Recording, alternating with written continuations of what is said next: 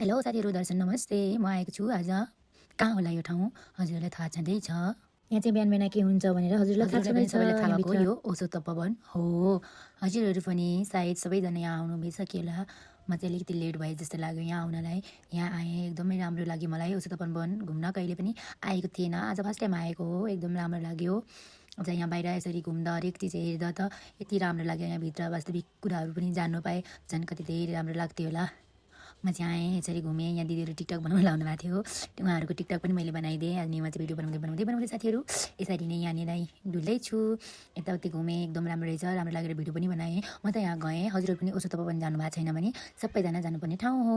हेर्नुहोस् न, यहाँ शिवजीको मन्दिर। हाम्रो शिवजी मैं शिव का हूँ, शिव मेरे मैं अरू क्या मागु शङ्कर से। यो हो शिवको मूर्ति। हेर्नुहोस् न, कति राम्रो ठाउँ क्या, कति राम्रो। वाउ भोले बाबा। म चाहिँ भिडियो बनाउँदैछु। कस्तो राम्रो लाग्यो। जस यहाँ जाँदै यहाँभित्र पुग्नु बित्तिकै मन चाहिँ एकदम हलुका फिल, टेन्सन नभए जस्तो, एकदम कस्तो आनन्दको फिल आउने क्या। यहाँभित्र छिर्ने बित्तिकै जति टेन्सन भए पनि टेन्सन नभए जस्तो क्या। यो चाहिँ पढ्नुहोस्, तपाईँहरूले नै जुम गरेर पढ्न सक्नुहुन्छ। मलाई चाहिँ पढ्न आउँदैन, त्यही भएर मैले चाहिँ पढिनँ। हजुरहरू जुम गरेर राम्रो लाग्ने मान्छेहरू नजानु भएको कोही हुनुहुन्छ भने जुम गरेर पढ्न सक्नुहुन्छ। यहाँको बारेमा जानकारी लिन सक्नुहुन्छ। ओसो तपोवनको बारेमा हरेक कुराहरू जान्न र बुझ्न सक्नुहुन्छ। गुगलमा गएर पनि हेर्न सक्नुहुन्छ। यहाँको बारेमा हरेक हजुरहरूले बुझ्न सक्नुहुन्छ। साथीहरू, हजुरहरूलाई के कस्तो लाग्यो त? यो चाहिँ हाम्रो जिन्दगी भनेको नि केही छैन क्या। हामी भनेको नाङ्गै आएको नाङ्गै जानुपर्छ। हामीसँग हुने भनेको केही पनि होइन, थाहा छ नि। जस्तो आएको त्यस्तै जानुपर्छ। त्यही भएर सबैलाई राम्रो सोचौँ, राम्रो गरौँ, राम्रो हुन्छ सबैलाई। कसैलाई पाप नसोचौँ। अहिले पाप सोचे पनि हामीले कहिले पनि मनदेखि सोच्नु हुँदैन। जस्तो आएको त्यस्तै जानुपर्छ। आखिरीमा घमण्ड के चिजमा चाहिँ साथीहरू?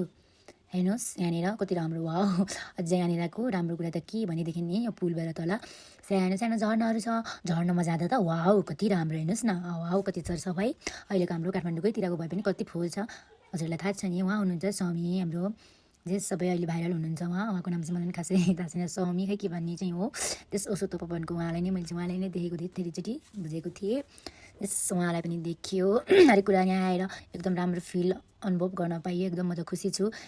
साथीहरू, हजुर पनि आउनु होला ओसो तपोवन। आएर हजुरहरू एकचोटि यहाँ आएर कस्तो लाग्छ, हजुर जरुर आउनु होला। एक दिन काममा भ्याइ नभ्याइ गरेर पनि जसरी पनि यहाँ आउनुपर्ने ठाउँ हुन्छ। हजुरहरू जसरी पनि आउनु होला। त्यस हजुरहरूलाई आएर, यो चाहिँ ओसो तपोवन बाहिरको हो। यो एकतिर रोड छ, यताबाट आउने बाटो भयो, यता जाने बाटो भयो।